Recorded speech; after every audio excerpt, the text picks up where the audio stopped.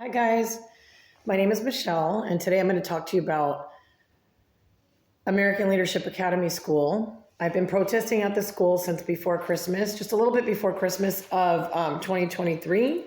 My daughter attends the school. She's in third grade now, but she has been attending since 2020. And so much has happened. First of all, I want to thank anybody that's viewing this who's a parent ahead in advance. Thank you so much for watching this. I hope that after you watch this video that you will spread awareness to our other parents and our community. And this is just such a real eye opener for me. Ever since this has happened, it's just made me fight more fiercely and with more tenacity for my child. My little one, again, like I said, she's in third grade now. This nightmare with the school started in 2020, and it persists to this day. So the school is called American Leadership Academy. They are in Florence, Arizona. They're a charter school. I think they have 17 or 18 schools in all of Arizona. The president is Jonathan Chris Moss. The vice president is David Fort. They operate out of their district offices in Mesa, Arizona. So I'm going to get into this. I'm going to dive right into this. So what's happening is right now I'm protesting. Like I said before, I've been protesting at the school for, I'd say just before Christmas. I did it again today, and I plan on protesting at other locations soon. So if you'd like to join me, please comment below, and I will disclose to you the next dates and the where we'll be protesting, and also the venues. So this all started in 2020 when my daughter was in kindergarten. It started with her complaints about kids bullying her, in fact, and it had escalated from there. The director and I spoke. They moved her to another classroom at that point. I thought things seemed to calm down a bit, and they sure did, until 2021 when she was in second grade, started up again. And at that point, they would not move her again. They said that I had only one opportunity to get her moved, and that had already occurred, so they weren't going to do it again. Her grades started to slip. She became a very anxious kid, very despondent at this point. And upon my request, my daughter now was eligible for IEP services. I'm not sure if anyone else has IEP services. I'm sure that a lot of you parents do understand what an IEP is. It's an individualized education plan. It's a special education plan for kids that are struggling in school academically, and they will assign your child occupational therapists, speech therapists on location, psychologists, and other paraprofessionals that will help your child and assist your child in these areas of where they show deficits in learning, and they try to get them back up to par. They work with them throughout the school year. The IEP, or individualized education plan, can extend into future years as long as your child continues to be eligible and needs the services. So notwithstanding the unresolved issues with the bullying, she now has an IEP. My daughter is now being pulled out of the classroom for these services. During this time, I decide to ask the district to allow me to come into the classroom and also visit my kid on campus, because obviously with all the bully incidents, I need to make sure she's safe. So I'm coming in during recess, dropping in at lunch, but the visits, the classroom instructional observation visits, those have to be done by appointment only. So I get, the district approves me for twice a month. Twice a month I get to come into the school. I did this for about 6 months. And during this time, I get to come into the school to observe her in her classroom setting. This is valuable input and a good time to really observe how she's doing academically firsthand, and also see how these professionals are working with her.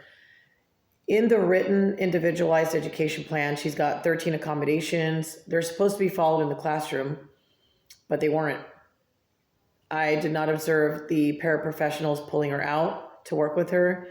I did not see the teacher implementing any of the written accommodations, like providing her sensory tools, special noise counseling, earphones, tactile objects, and things that would help her, extra accommodations during tests, extra testing time, etc. These are just a few examples of the accommodations on those lists, or what those lists can look like. I did not see any of this happening in the classroom while I observed. And I observed the class probably about 2 hours at a time. Each class was 50 minutes in length, so about 2 hours each during those visits twice per month. So I raised concerns not only about the bullying to the directors. It started off with the teachers, then the directors went up the chain to the district eventually. But as I'm making these complaints, I start to include complaints concerning her IEP and what I'm observing, and that I'm seeing that no one is pulling her out of the classroom. I'm asking them, when are they working with her? Can they provide these dates and times? Because I'm just not seeing it. If there's another time that they could potentially be doing this with her, then I want to know about it. I want to know when they're pulling her out of the classroom, how much time they're spending with her, and so forth. But they refused to do this. They gave me limited information. Often the team would stonewall me. They would derail conversation or just outright stonewall me and not tell me what's going on. Just so you know, parents are supposed to be involved in the classroom. In fact, subpart B of something called the IDEA supports this. There are federal laws in place, in fact, that support parental involvement not only in classrooms, but also in your child's IEP, individualized education plan or special education plan. So the law does support this, and yet the school district had now instructed or given directives to not only my child's IEP team, they're called a multidisciplinary evaluation team. They're teams of professionals that are supposed to be working with her with this special plan to get her to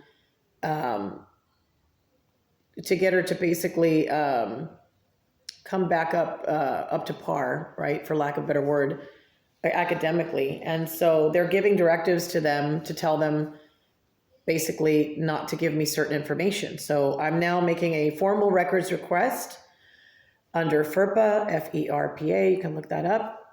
It's your right as a parent to request this information. It's personal identifying information that's included in these records. So basically what you're doing is you're requesting records, academic records, disciplinary records, all kinds of records that are pertaining to your child. And they're supposed to be giving parents these records within a 45-day period. Otherwise, they're in violation of not complying with the FERPA laws. And so the first time I requested these records, they gave me 39 pages. I let them know that this is not even including 4 years of information. I know there's more than 39 pages worth, but they're not, obviously they're withholding records from me. So they did end up giving me the records.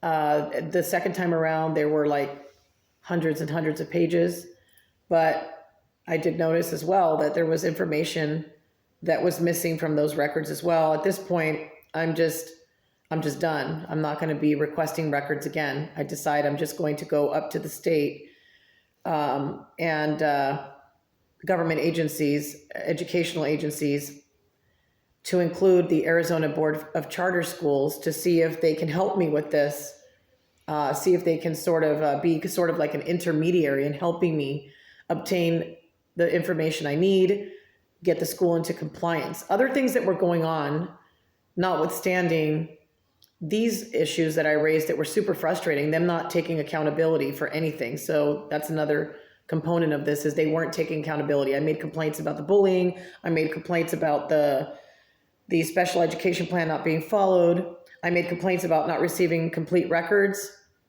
For the span of the 4 years my daughter's at the school, she started in 2020 when she was in kindergarten, and now she's in third grade, and it's now 2024. So notwithstanding these complaints, they were also not giving my child medications. She was required to take medications at the school per her doctor. The doctor served, actually, I served the school paperwork or written directives from her pediatrician to please give these medications on campus because she has these chronic conditions, chronic health conditions, and they refuse to do that.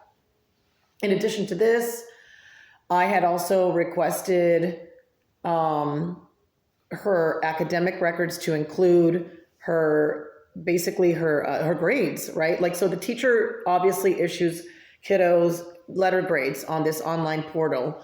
And so you're able to see periodically for each quarter or however often you want to, you can view your child's letter grades. But that was not, the letter grades she was issuing my child didn't match up to what I saw at home. So I saw severe deficits in learning and in processing information and in trying to solve equations, for example, in math.